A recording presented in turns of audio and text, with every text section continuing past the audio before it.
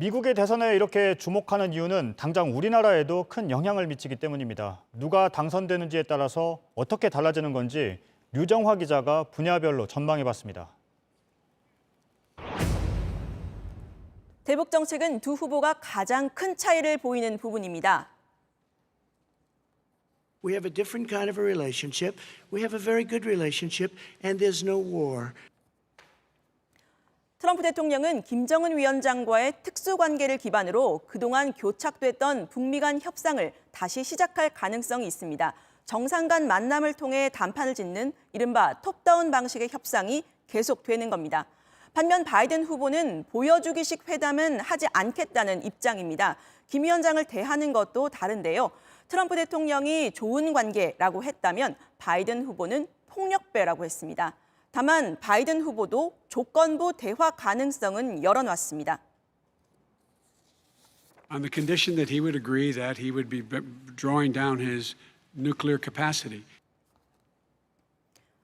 바이든 후보가 당선될 경우 오바마 정부 때 대북 정책, 전략적 인내가 부활할 거란 관측도 있지만 우리 정부의 중재자 역할에 따라선 클린턴 정부의 북미 코뮤니케, 즉 평화협정이 처음 언급됐던 북미 공동성명대로 돌아갈 가능성도 있습니다.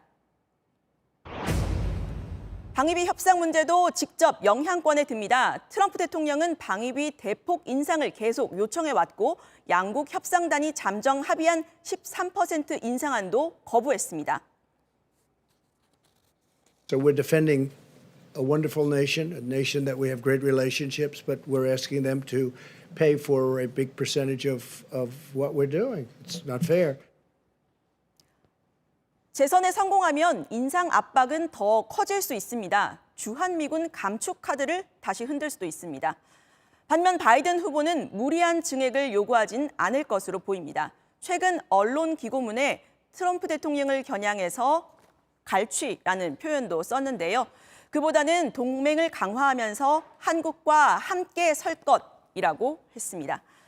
전시작전 통제권은 누가 당선되더라도 문재인 정부 임기 내에 환수하는 건 현재로선 어려워 보입니다.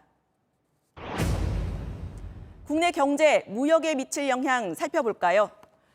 미국을 다시 위대하게, 그리고 미국산을 구매하라. 두 슬로건에서 보듯이 누가 되더라도 미국 우선주의는 유지될 전망입니다. 트럼프 대통령은 중국과의 무역 전쟁이라고 할 정도로 갈등을 빚었는데 바이든 후보 역시 중국 견제 기조는 유지할 거란 관측입니다. 미국 대 중국의 양자주의냐 혹은 미국을 포함한 동맹국 대 중국의 다자주의냐 하는 차이는 있겠지만 우리 정부가 받는 통상 압박 면에선 큰 차이가 없을 거란 분석입니다. JTBC 류정화입니다.